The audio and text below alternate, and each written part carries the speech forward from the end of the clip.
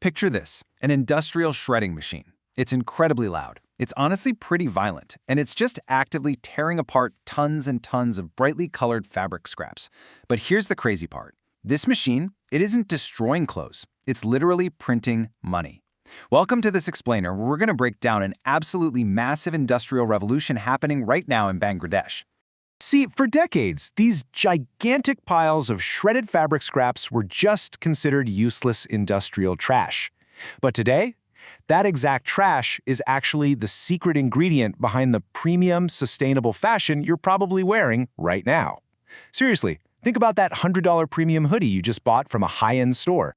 The economics behind this shift are just staggering.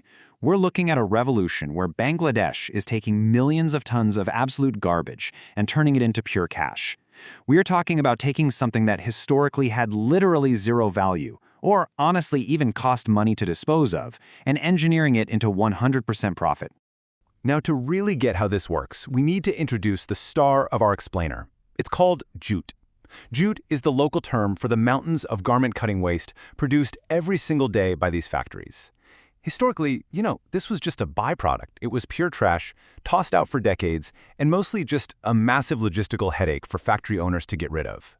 And the sheer scale of this gold mine is wild.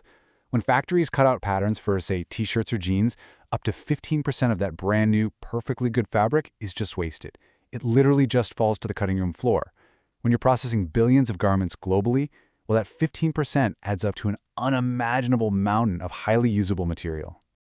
But why the sudden rush to mine this mountain of scrap? Well, it all comes down to the global cotton crisis and the fact that we're simply running out of resources. Global brands are actually in a state of panic right now. The world is rapidly running out of the cheap water and cheap land required to grow traditional, virgin cotton. And on top of that, these massive retail brands are facing intense pressure to hit some pretty aggressive 2030 climate goals. So they're completely desperate. They're scrambling, demanding sustainable materials just to keep their global supply chains afloat. And right at the center of all this panic, Bangladesh. As the world's second largest apparel exporter, the country's been processing mind-boggling volumes of textiles for decades. Because of that massive output, Bangladesh was sitting on hundreds of thousands of tons of thrown-away cotton.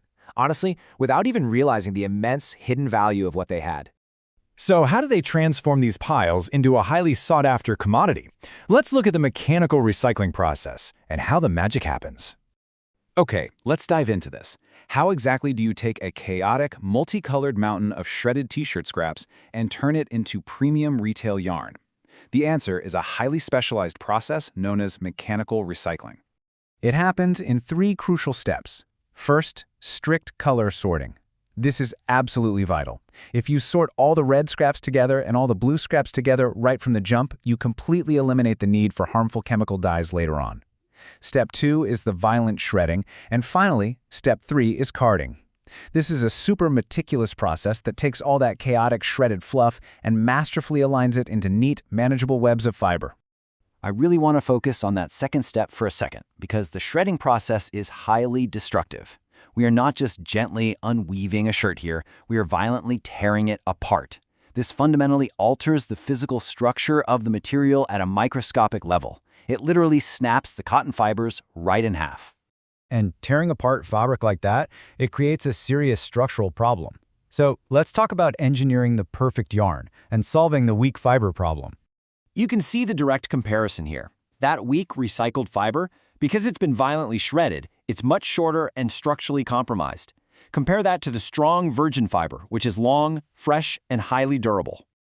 The stakes here are incredibly high. You can't just take that short, weak, recycled fluff and spin it into a t-shirt. It's a structural impossibility. If you used only this recycled cotton, the resulting shirt would literally fall apart in your hands. It just doesn't have the tensile strength to hold together. So, the million-dollar question is finding a way to make it strong. The ultimate engineering solution? Blending.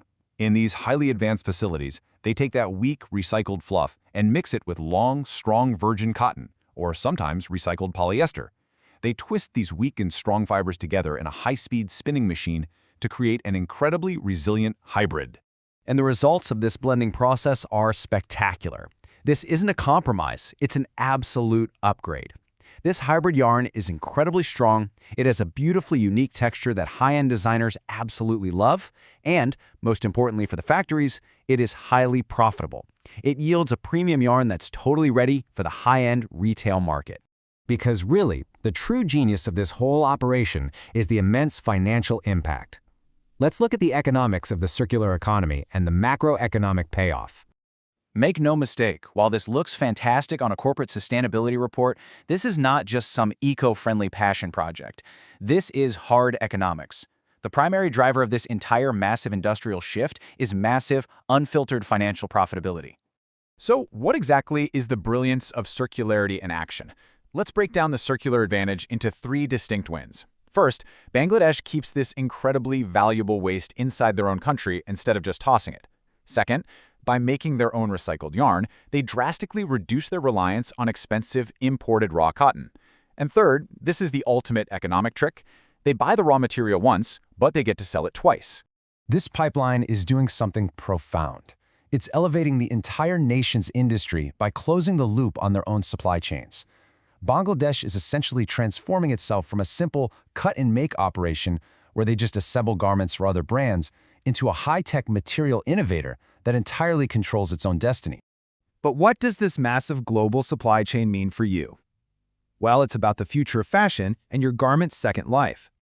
I actually want to challenge you right now. Is your premium garment on its second life? Next time you put on a comfortable high-end hoodie or t-shirt, check the label. If it says it contains recycled cotton, there's a very, very good chance it started its second life on a factory floor in Bangladesh. To wrap up this explainer, the trash-to-cash pipeline we've just explored is proving definitively how industrial waste can be engineered into massive wealth. But here's the most exciting part. This recycled cotton boom, it's truly just the beginning of a much larger evolution. Because as incredible as this mechanical recycling process is, looking forward, man-made fibers are the actual $95 billion future of this industry. But how exactly are synthetics going to completely rewrite the rules of global fashion next? Well, that's a massive textile tech revolution that I cannot wait to explore with you next time. Keep questioning where your things come from, keep looking closely at those labels, and I'll catch you in the next explainer.